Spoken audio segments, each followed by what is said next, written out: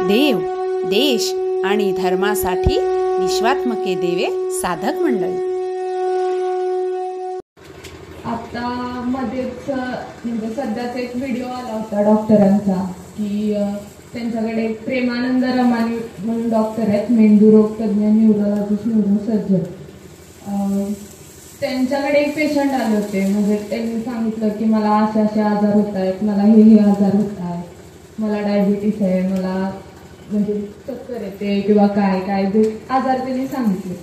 तर त्यांनी त्यांना काय सांगितलं की गोळ्या औषधं तर माझी चालू राहू देतच, पण तुम्ही त्यासोबत भगवद्गीता पण वाचा. आता भगवद्गीता अशी वाचली तर आपल्याला समजते का? म्हणजे आता आपण बसलोय बाबा वाचायला, मी वाचते, मला समजणार आहे का? नाही. भगवद्गीता कधी समजेल? जेव्हा आपण सद्गुरूंना लीन होऊ, शरण जाऊ, तेव्हा आपल्याला भगवद्गीतेचा सार, त्याच्यातला मतितार्थ म्हणजे त्याचा गाभा काय, भगवद्गीता असो, ज्ञानेश्वरी असो, ते सगळं समजणार ना.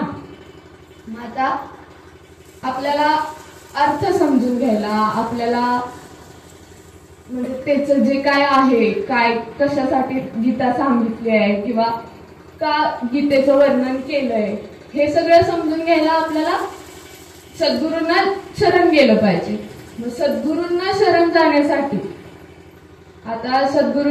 जाण्यासाठी आपल्याला हा भव्य दिव्य मंडप आपल्याला इथं आहे. भव्य मंडप म्हणजे या मासावाडीच्या मंडळींनी तयार केलाय किंवा इथं आपण मंडपामध्ये आपल्याला ह्या भगवद्गीतेचा सार, आपल्याला सत्संगत लाभते. मग त्याच्यातून आपल्याला भगवद्गीतेचा सार, आपल्याला ती भगवद्गीता समजते किंवा ज्ञानेश्वरी असू दे. आता बाबांनी एवढे ग्रंथ आपले लिहिले, ते आपल्याला भगवद्गीता नंतर समजते. आधी ते वाचले तर आपल्याला भगवद्गीतेचा अजून जास्त अर्थ कळतो, बरोबर. आणि आता झाला आपण या पॉझिटिव्ह वातावरणात आहे ना. त्या व्हिडिओवरती नलवडे डॉक्टरांचा कुणाचा तरी संदेश होता की पॉझिटिव्ह एनर्जी तयार होते. पॉझिटिव्ह एनर्जी म्हणजे काय? पॉझिटिव्ह एनर्जी, आता पॉझिटिव्ह ऊर्जा, एनर्जी म्हणजे ऊर्जा ना. बाबाने आपल्याला काय सांगितले? ऊर्जा म्हणजे श्वास म्हणजे ऊर्जा. आपण श्वास घेतो म्हणजे ऊर्जा घेतो. आता श्वासाचं आपण सकाळी चिंतनाला बसतो तेव्हा श्वासाचं आपलं कार्य सुरू असतं. श्वास घेताना आपण नाम घेतो ना. मग नाम म्हणजेच ऊर्जा. श्वास घेणं, ऊर्जा घेणं म्हणजेच नाम घेणं, असं त्याचा अर्थ होतो. आणि आता म्हणजे असं पॉझिटिव्ह एनर्जी, पॉझिटिव्ह वातावरण आहे. आपल्याला आता नवीन पिढीला आपल्याला पॉझिटिव्ह वाईब जाणवते. म्हणजे आपण वाईब्स असं बोलत असतो ना. तर पॉझिटिव्ह वाईब, निगेटिव्ह वाईब, कधी निगेटिव्ह वाईब्स आपल्याला असतात, म्हणजे निगेटिव्ह वाईब्स येतात, निगेटिव्ह थॉट्स येतात, निगेटिव्ह आपल्याला म्हणजे थिंकिंग आपली सुरू असते की हे झालं तर, हे असं केलं तर, असे आपले विचार सुरू असतात. मग ते पॉझिटिव्ह विचारांवर आणणं म्हणजे सद्गुरू तेच आपल्याला काम करत असतात की आपल्याला त्या निगेटिव्ह विचारांकडून पॉझिटिव्ह विचारांकडे नेणं. ते निगेटिव्ह विचार कायम आपल्या सबकॉन्शियस माइंड मध्ये असतात की म्हणजे बाबा हे केलं तर, आपण असं झालं तर, पण त्या सबकॉन्शियसवर हॅमरिंग कायम त्या सद्गुरूंचं सुरू असतं आणि त्यातून ते नाद म्हणजे घुमत असतो नाही का. त्या हॅमरिंगमुळे आपण आता म्हणजे हे जे काही सुरू आहे, आता महावैष्णव मेळावा भरलाय, ही सगळी पॉझिटिव्ह एनर्जी. आता इथं सगळीकडे पॉझिटिव्ह वातावरण आहे.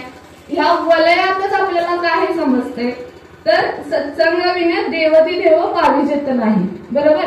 म्हणजे इथं सत्संग आहे म्हणून इथं पॉझिटिव्ह एनर्जी आहे.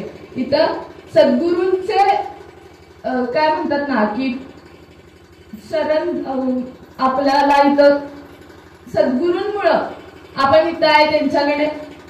ह्या पॉझिटिव्ह एनर्जीचं कारण म्हणजे काय की आपल्याला सद्गुरूंनी त्यांचा साधक म्हणून निवडलंय म्हणून आपण इथं आहे.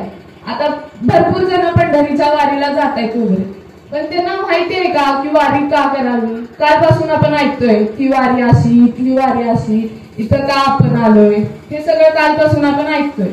पण ह्या म्हणजे इथं हे जे आहे हे त्या सद्गुरूंमुळे, या विश्वात्मके देवे साधक मंडळींमुळे इथे एक पंढरी तयार झाली आहे. इथे एक पंढरी म्हणजे निर्माण झाल्यापेक्षा ही माझी वारी, इथं मी पॉझिटिव्ह आहे. इथं मला म्हणजे देवच विठ्ठलाचे पाय इथं लागले. जिथे गाय तिथे विठ्ठलाचे पाय, असं ना.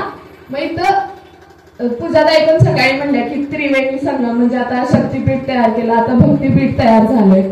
तर मग गाय आपल्याकडे येणार आहे. गोशाळेचं उद्घाटन आपण केलं सकाळी. तर मग इथं गाय आहे म्हणून इथं विठ्ठलाची पंढरी तयार झाली, नाही का. आता गायीचंच कसं बघायला गेलं तर म्हणजे इथं आपण देशी खिल्लार गोशाळा तयार करतोय.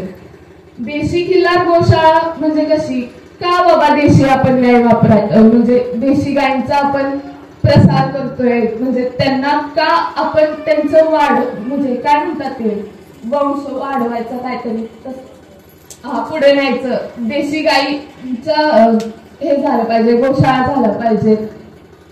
तर का हे करतोय, तर आता जर्सी गायी आपल्याकडे होत्या, म्हणजे आता ज्या आहेत त्या काळ्या टिपक्याच्या काळ्या ह्याच्या गायी, काळ्या आणि पांढऱ्या, त्या ह्याच्यात गायी आहेत.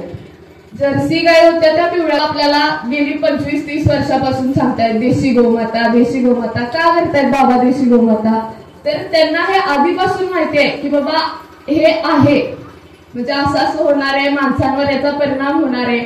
त्यामुळं विश्व कल्याणाचं काम ते आपल्याकडून पण घेत आहेत, स्वतः पण ते त्यात उतरतायत. वृक्ष संवर्धन असू दे, गो संवर्धन असू दे, ते म्हणजे त्यांना माहित आहे की असं आपल्या भूमातेला त्याचा त्रास होणार आहे किंवा त्या गोष्टी अफेक्ट करणार आहेत. तर म्हणून गो संवर्धन किंवा आता देशी गायचं आपण गोशाळाचं उद्घाटन केलं.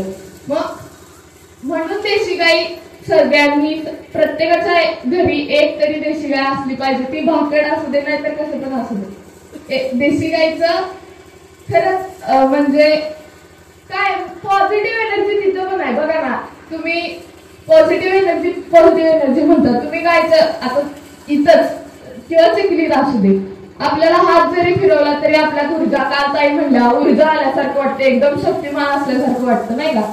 मग जर एवढं जर आपल्याला माहित आहे तर मग आपण त्याचं संवर्धन केलं पाहिजे. आपल्याला विश्व कल्याणाच्या कार्यात आपण वाहू. आत्मकल्याण तर आपल्या बाबांमुळे होतच आले. तर मग आता आपण विश्व कल्याणाच्या कार्यात आपल्याला सद्गुरू हेच सांगतात की सद्गुरू म्हणजे विश्व कल्याणामुळं गो संवर्धन, वृक्ष संवर्धन, आता त्याच्यामुळं काय की विश्व कल्याणाचं कार्य आपल्या हातून घडते. आता काल पण असं झालं की विनयाताई म्हणल्या की